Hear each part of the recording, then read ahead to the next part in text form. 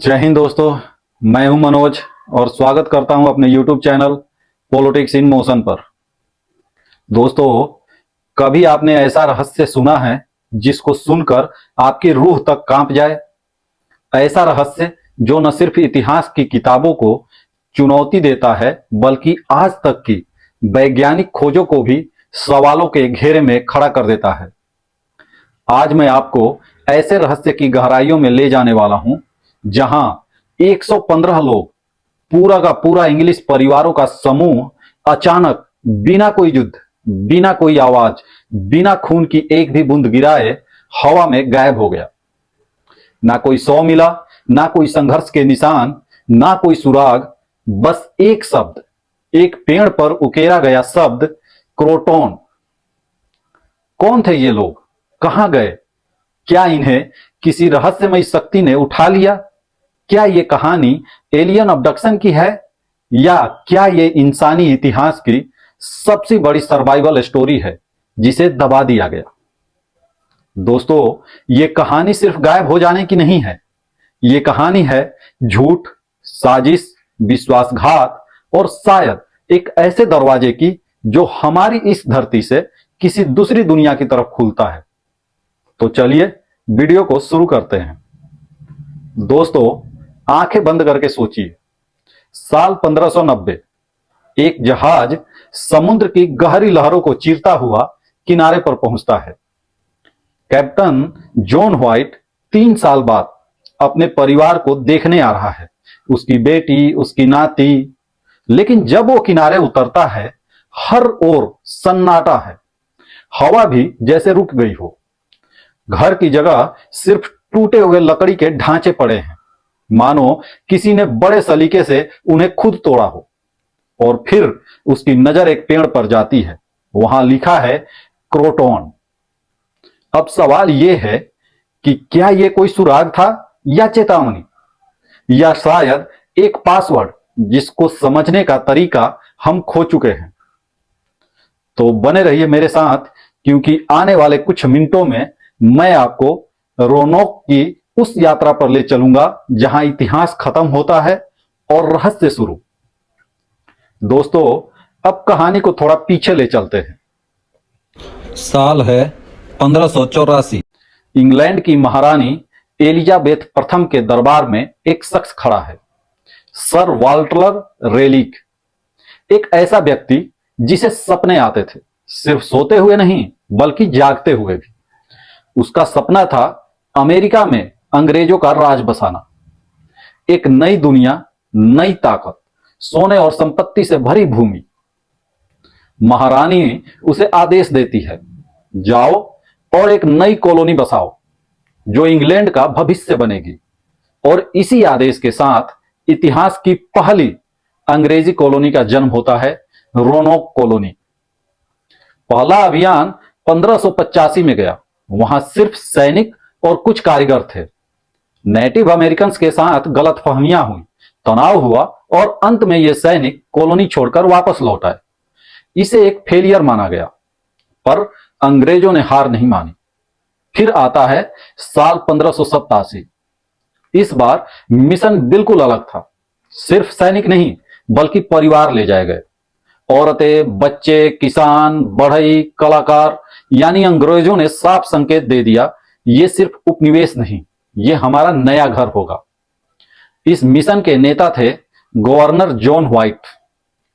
उनके साथ थी उनकी बेटी एलानोर डेयर, जो उस समय गर्भवती थी।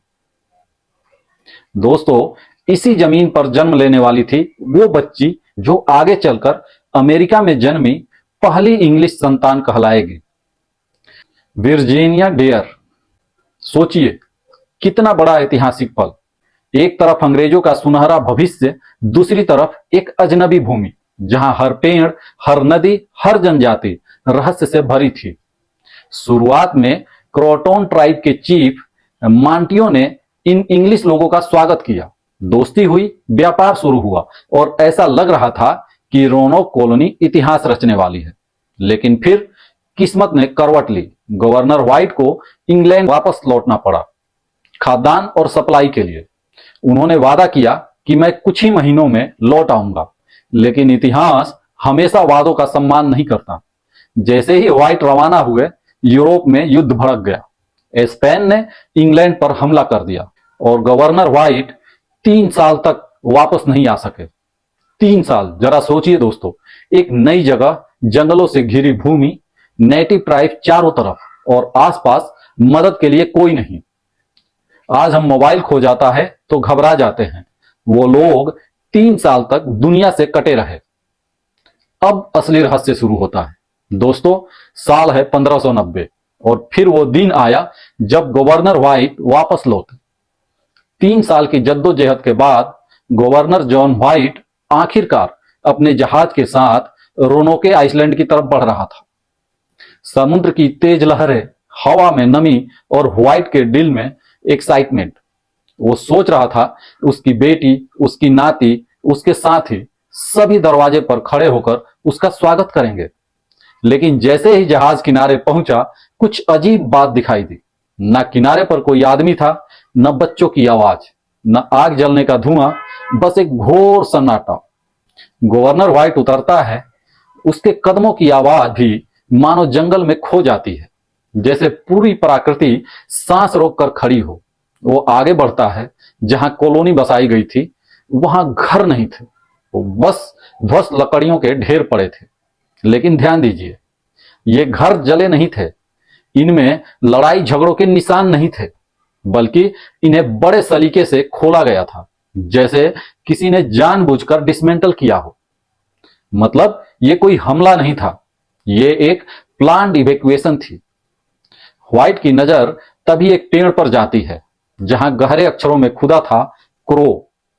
वो चौंक जाता है, वो आगे बढ़ता है और मेन पेड़ की तरफ पहुंचता है, जहां उसे पूरा शब्द दिखाई देता है, क्रोटोन। उसका दिल धड़कना बंद कर देता है, क्योंकि ये वही क्रोटन ट्राइब थी जिसके चीफ मेंटियो उसके दोस्त थे। व्हाइट को याद आता है, कॉलोनी छोड़ते वक्त उसने एक संकेत तय किया था, अगर खतरा हो, जबरन ले जाया जाए तो पेड़ या लकड़ी पर एक क्रॉस का निशान बना देना। लेकिन वहां कोई क्रॉस नहीं था। इसका मतलब था कि कॉलोनी शांति से खुद चलकर गई है। गवर्नर व्हाइट को उम्मीद की एक किरण दिखाई दी। शायद उसकी बेटी, उसका नाती सब जिंदा हो, शायद वो क्रोटोन आइसलैंड चले गए हों। लेकिन किस्मत का खेल देखिए दोस्तों, व्हाइट वापस जहाज की ओर दौड़ता है और कप्तान को कहता है, हमें तुरंत क्रोटोन चलना होगा। लेकिन तभी समुद्र में तूफान आ गया। ऐसी लहरें उठी कि जहाज के लंगर टूट गए। कैप्टन ने इनकार कर दिया, अगर हम अभी निकले तो सब मर जाएंगे। गवर्नर व्हाइट के हाथ में बस वो शब्द रह गया, क्रोटोन। और यहीं से शुरू होता है दुनिया का सबसे पुराना अनसॉल्व्ड मिस्ट्री, एक ऐसा रहस्य जिसने 435 साल से पूरी दुनिया को उलझा कर रखा है। 115 लोग जिंदा हैं या मारे गए, किसी दूसरी जगह पर रह रहे हैं या फिर कहीं हमारी आंखों से अदृश्य हो गए। रोनोक कॉलोनी के 115 लोग कहां गए? इतिहास में कुल 6 प्रमुख थ्योरीज हैं, तो चलिए देखते हैं एक एक करके। थ्योरी नंबर 1, दोस्तों, गवर्नर व्हाइट को पेड़ पर लिखा मिला क्रोटोन। ये कोई रैंडम शब्द नहीं था, ये था एक सीधा इशारा क्रोटोन आइसलैंड की तरफ। क्रोटोन ट्राइब के चीफ मेंटियो पहले से इंग्लिश लोगों के दोस्त थे। उन्होंने अंग्रेजों की मदद की, उन्हें खाना दिया और बदले में अंग्रेजों ने उन्हें लॉर्ड ऑफ रोनाक की उपाधि तक दी थी। तो क्या हुआ दोस्तों, उस समय दुनिया का सबसे भीषण सूखा चल रहा था। 1587 से 1589 तक का समय ऐसा था जब बारिश की नामो निशान नहीं था। जमीन फट चुकी थी, कुआं सूख चुके थे, खाना खत्म हो रहा था। ऐसे में क्या इंग्लिश कॉलोनी ने यह फैसला लिया होगा कि हम क्रोटोन ट्राइब के साथ रहेंगे, क्योंकि वहीं पानी और भोजन की उम्मीद है? पर इसका सबूत क्या है? 1860 से लेकर आज तक क्रोटोन आइसलैंड पर खुदाई में 400 से ज्यादा यूरोपियन ओरिजिन के चीजें मिली हैं। तलवार की मूठ, इंग्लिश ओरिजिन मेटल टूल्स, 16वीं सदी के बर्तन और सबसे महत्वपूर्ण ब्लैक स्मिथिंग के निशान। दोस्तों, नेटिव अमेरिकन 16वीं सदी में आयरन फोर्जिंग नहीं करते थे, ये केवल अंग्रेज कर सकते थे। मतलब कुछ अंग्रेज लोग क्रोटोन ट्राइब में शामिल हुए थे।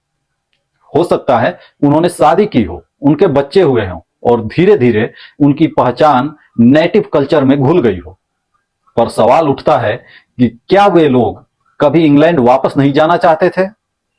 दोस्तों, अगर उन्होंने एक नई जिंदगी शुरू कर दी थी और वे नेटिव समाज में एक्सेप्टेड थे, तो फिर इंग्लैंड वापस जाने का कोई मतलब ही नहीं था, क्योंकि इंग्लैंड वापस जाने का मतलब होता फिर से नौकर, किसान या टैक्स देने वाला प्रजा बनना। तो क्या आप वापस जाते? ये थ्योरी कहती है कि कॉलोनी गायब नहीं हुई, वह ट्रांसफॉर्म हो गई। अब आते हैं थ्योरी नंबर 2 पर। दोस्तों, ये थ्योरी सीधे उसी नक्शे से शुरू होती है जो गवर्नर जॉन व्हाइट ने खुद बनाया था। 1580 के दशक में व्हाइट ने एक मैप बनाया था, ला वर्जीनिया पार्स।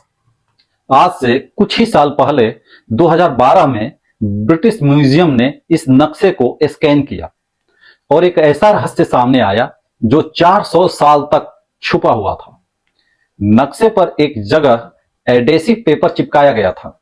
जब उसे एक्सरे प्रकाश से देखा गया तो उसके नीचे एक छुपा हुआ चिन्ह दिखा जो एक फोर्ट का सिंबल था। यह फोर्ट रोनोके आइसलैंड पर नहीं था, यह था अल्बर्मले साउंड के भीतर, रोनोके और चौवान नदी के संगम पर, यानी जंगलों के अंदर गहराई में। अब सोचिए, अगर कॉलोनी क्रोटोन नहीं गई तो क्या वे लोग नदी के किनारे बोट से अंदर की ओर गए होंगे? क्यों? क्योंकि अंदर की ओर नेटिव ट्राइब के साथ पहले से दोस्ताना संबंध थे, वहां शिकार आदि के संसाधन भी थे और स्पेनिश शिप से छुपने के लिए सबसे अच्छा स्थान था। और क्या आपको पता है 2007 से लेकर आज तक साइट एक्स और साइट वाई नाम की जगहों पर खुदाई हुई है और वहां जो चीजें मिली वो चौंका देने वाली थी। इंग्लिश 16th सेंचुरी पोटरी, यूरोपियन गन बैरल के टुकड़े, स्पेनिश ओलिव जार फ्रेगमेंट्स जो अंग्रेज स्पेन से छीनकर इस्तेमाल करते थे, और नेटिव हट्स के अंदर इंग्लिश ओरिजिन बीट्स मिले। ये कोई 1607 के जेम्स टाउन का सम्मान नहीं था, ये उससे भी पुराना था, रोनोके का समय का। दोस्तों, ये सबूत साफ बता रहे हैं, रोनोके सिर्फ गायब नहीं हुआ, रोनोके फैल गया। कुछ लोग क्रोटोन चले गए, कुछ लोग अंदर की ओर साइट एक्स पर आ गए, यानी कॉलोनी स्प्लिट हो गई। ये सर्वाइवल स्ट्रेटजी थी। एक जगह सब लोग रहकर मर जाते तो उन्होंने ग्रुप को बांट दिया, और ये सब कुछ हुआ शांति से, क्योंकि रोनोके में कोई संघर्ष का निशान नहीं मिला। मतलब शायद रोनोके कॉलोनी मिट नहीं गई, उसने खुद को इनविजिबल बना लिया। Theory number 3।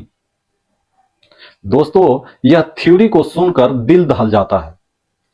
कहानी कहती है कि जब गवर्नर व्हाइट 3 साल तक वापस नहीं आया और भयंकर सूखा पड़ गया, तब रोनोक कॉलोनी को नेटिव ट्राइब से खाने की उम्मीद थी। क्रोटोन फ्रेंडली ट्राइब्स थी, लेकिन कुछ नॉर्थर्न ट्राइब्स जैसे कि फोटान इंग्लिश प्रेजेंस से डरने लगे। उन्हें लगा कि ये लोग बस शुरुआत हैं, आने वाले समय में अंग्रेज उनकी जमीन छीन लेंगे। साल 1608 में जब जेम्स टाउन कॉलोनी के कैप्टन जॉन स्मिथ वर्जीनिया पहुंचे तो उनकी मुलाकात फोर्टान चीफ से हुई। चीफ फोर्टान ने कहा, मैंने रोनोके कॉलोनी को खत्म कर दिया क्योंकि उन्होंने मेरे लोगों पर हमला किया था। जॉन स्मिथ ने इस जानकारी को नोट किया, यानी यह एक साक्ष्य दावा पेश करता है कि रोनोके कॉलोनी मारी गई। लेकिन यहां आता है सबसे बड़ा सवाल, ना तो कोई नरसंहार के निशान मिले, ना कोई हड्डियां, ना कोई जलती हुई कॉलोनी के सबूत। इतिहासकारों ने इसे पॉलिटिकल प्रोपोगंडा बताया था। क्यों? क्योंकि चीफ फोर्टान शायद यह दिखाना चाहता था कि देखो, मैं बहुत ताकतवर हूं, मेरी टेरिटोरी में कोई यूरोपियन जिंदा नहीं बचेगा। इसलिए वो एंग्लो जमात पर साइकोलॉजिकल दबाव बनाना चाहता था। और सबसे महत्वपूर्ण बात, अगर फोर्टन ने उन सबको खत्म किया होता तो बॉडीज तो मिलती, कुछ अवशेष तो दिखाई देते। लेकिन इतिहास हमें चिल्ला चिल्ला कर बताता है कि ऐसा कोई एविडेंस नहीं मिला। तो क्या चीफ झूठ बोल रहा था, या उसने सिर्फ कुछ लोगों को मारा और बाकी बच गए?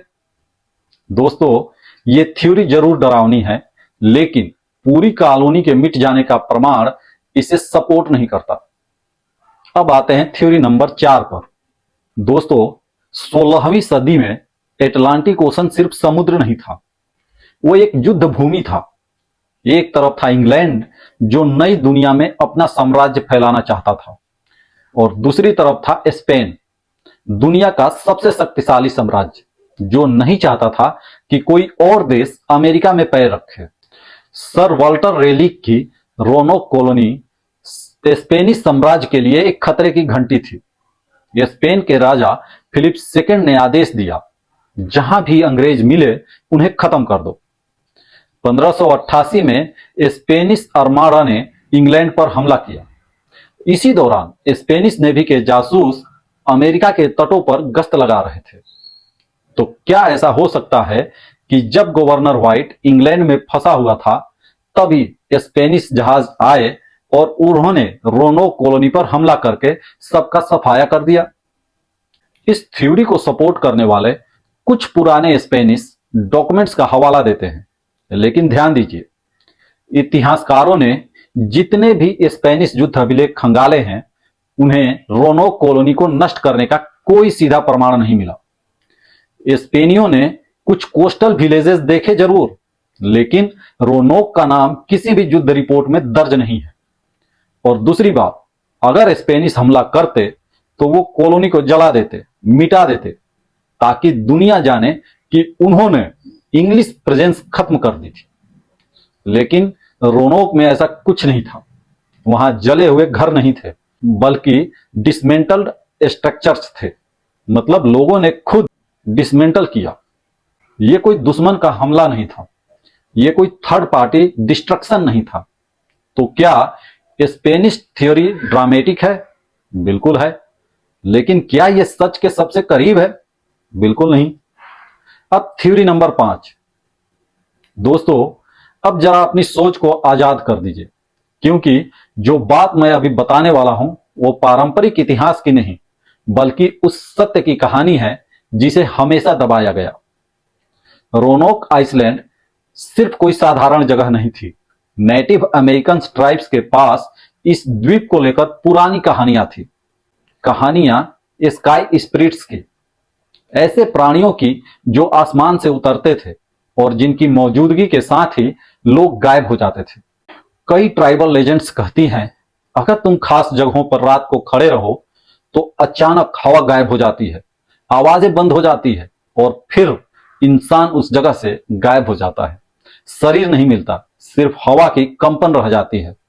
अब ध्यान दीजिए, रोनोक में कोई खून नहीं मिला, कोई लाश नहीं मिली। घरों को जैसे बड़े सलीके से डिसमेंटल किया गया, मानो लोगों ने खुद प्रिपेयर किया हो किसी चीज के लिए। क्या वो इंतजार कर रहे थे? तो किसका? कुछ ऐसा जो नीचे से नहीं, ऊपर से आता है। कुछ इतिहासकारों ने एक और बात रखी। 1587 के आसमान में एक अजीब रोशनी देखी गई थी। इसे उस समय साइन ऑफ हेवन कहा गया था। क्या वो कोई स्पेसक्राफ्ट था? एंसेंट एस्ट्रोनॉट थ्योरिस्ट तो यहां तक कहते हैं कि क्रोटोन कोई जगह नहीं थी, ये एक कोड था, एक संकेत उन प्राणियों के लिए जिनके साथ कांटेक्ट बना था। शायद कॉलोनिस्ट ने एक एग्रीमेंट किया, वो अपनी ओल्ड सिविलाइजेशन छोड़कर एक हायर सिविलाइजेशन में शामिल हो रहे थे। और अब आते हैं सबसे डरावने हिस्से पर। कुछ लोग क्लेम करते हैं कि रोनोक आइसलैंड के आसपास इलेक्ट्रोमैग्नेटिक एनोमलीज आज भी मौजूद है। कंपास वहां ठीक से काम नहीं करते। बर्ड माइग्रेशन वहां अजीब व्यवहार दिखाती है। कुछ पैरानॉर्मल रिसर्चर्स ने रिपोर्ट किया कि वहां रात में लाइट पल्स दिखाई देते हैं। यह सब क्या दिखाता है? क्या रोनोक कॉलोनी किसी इंटर डायमेंशनल पोर्टल के कांटेक्ट में आ गई थी? और सोचिए, अगर यह नेटिव ट्राइब की कहानी सच हो तो शायद रोनोक कॉलोनी के लोग युद्ध या भूख से नहीं, बल्कि एक इनविटेशन पर गए, एक नए संसार में। सवाल सबसे बड़ा यही है कि क्या वो अबडक्ट हुए या उन्होंने स्वेच्छा से अपना संसार बदला, क्योंकि ना कोई संघर्ष था, ना कोई शव, बस गायब हो जाना। इतिहास में ऐसा मास डिसअपियरेंस दुनिया में कहीं और नहीं हुआ, और यही इस थ्योरी को सबसे रोमांचक और डरावना बनाता है। अब बात करते हैं थ्योरी नंबर 6 की। दोस्तों, अगर कोई कहानी सैकड़ों साल पुरानी हो तो उसका सच सिर्फ 2 जगहों पर मिलता है। पहला, धरती की मिट्टी में, और दूसरा, इंसानी खून में। रोनोक मिस्ट्री को सुलझाने के लिए ठीक यही 2 रास्ते अपनाए गए। डेयर स्टोन, एक अंतिम संदेश। 1937 में एक किसान ने एक मिस्टीरियस पत्थर खोजा। उस पत्थर पर लिखा था, I an a nice dare and Virginia went hence up to heaven 1591। मतलब ये पत्थर गवर्नर व्हाइट की बेटी एलानोर डेयर और उसकी बेटी वर्जीनिया डेयर का अंतिम संदेश बताता है। ये पत्थर कहता था कि कॉलोनी पर हमला हुआ, कई लोग मारे गए, और एलानोर ने अपनी आखिरी सांस लेते हुए ये संदेश पत्थर पर खुदवाया। इसके बाद और भी पत्थर मिलते गए। कुछ हिस्टोरियंस ने यह कहा कि यह फेक है, लेकिन कुछ पत्थर ऐसे निकले जिनके लेखन शैली, भाषा और पत्थर का कंपोजिशन 16वीं सदी से मेल खाता है। तो मतलब क्या हो सकता है? कुछ लोग मारे गए हों और कुछ लोग बचकर निकलकर आगे की तरफ बढ़ गए हों। अब बात करते हैं डीएनए इन्वेस्टिगेशन की। क्या उनके वंशज आज भी जिंदा है? अब वैज्ञानिकों ने सोचा कि अगर इंग्लिश कॉलोनिस्ट ने नेटिव ट्राइब के साथ शादी कर ली तो उनके डीएनए ट्रेस आज भी नेटिव अमेरिकन के लोगों में मिल सकते हैं। नॉर्थ कैरोलिना के कुछ परिवारों ने दावा किया कि हम वर्जीनिया डेयर के डायरेक्ट डिसेंडेंट्स हैं। कई नेटिव अमेरिकन जनजातियों में यूरोपियन डीएनए पाया गया, लेकिन अभी तक ऐसा कोई मिला जुला डीएनए सैंपल नहीं मिला जिसे 1587 के रोनोक कॉलोनिस्ट से सीधे जोड़ा जा सके। लेकिन एक सबसे इंटरेस्टिंग फैक्ट है, आज भी कुछ जनजातियों में ऐसे ग्रे आई चाइल्ड लाइनेज स्टोन्स हैं जिनका कोई जेनेटिक सोर्स नेटिव ट्राइब से नहीं पाया गया। क्या ये उन्हीं कॉलोनिस्ट के वंशज है? वैज्ञानिक कहते हैं यह बहुत संभव है। 2015 से आज तक रोनोक और क्रोटोन आइसलैंड पर खुदाई जारी है और हर साल नए सबूत मिल रहे हैं। इंग्लिश ओरिजिन के औजार बांस की झोपड़ियों के पास 430 साल पुराने ह्यूमन डीएनए के ट्रेसेस मिले जो यूरोपियन और नेटिव मिक्स बताती है। खुदाई करने वाले कहते हैं कहानी खत्म नहीं हुई, असली सच अभी जमीन में छुपा है। तो सच क्या है? इतिहासकारों, पुरातत्वविदों और वैज्ञानिकों का झुकाव अब एक निष्कर्ष पर आ रहा है। रोनोक कॉलोनी मरी नहीं, वो बची, लेकिन उन्होंने अपनी अंग्रेज पहचान को छोड़कर नेटिव ट्राइब में शामिल होकर नई सभ्यता का हिस्सा बनना चुना। वो इतिहास से गायब नहीं हुई, वो इतिहास में घुल गई। लेकिन क्या ये पूरी सच्चाई है या ये सिर्फ अर्थली एक्सप्लेनेशन है? क्या असली रहस्य अभी भी हमारे सामने छुपा हुआ है? दोस्तों, कुछ बातें इतिहास कभी नहीं बताती। कुछ रहस्य ऐसे होते हैं जिन्हें छुपाने के लिए ही शायद दुनिया बदल दी जाती है। रोनोक सिर्फ एक गुमशुदा कॉलोनी नहीं थी, वो एक ट्रांजिशन पॉइंट था जहां इंसान या तो नष्ट हो गए या किसी अगली इवोल्यूशनरी सिविलाइजेशन में प्रवेश कर गए। दोस्तों, रोनोक कॉलोनी सिर्फ एक जगह नहीं थी, ये एक सवाल था और आज भी है। इतिहासकार कहते हैं वो लोग नेटिव ट्राइब में घुल मिल गए। वैज्ञानिक कहते हैं हम डीएनए के जरिए सच के बहुत करीब पहुंच रहे हैं। कुछ लोग दावा करते हैं वो किसी दूसरी दुनिया, किसी और रियलिटी में चले गए, और कुछ लोगों का मानना है कि ये पूरी कहानी हमें ये सिखाने के लिए बनी थी कि इंसान अपने अस्तित्व को बचाने के लिए कुछ भी कर सकता है।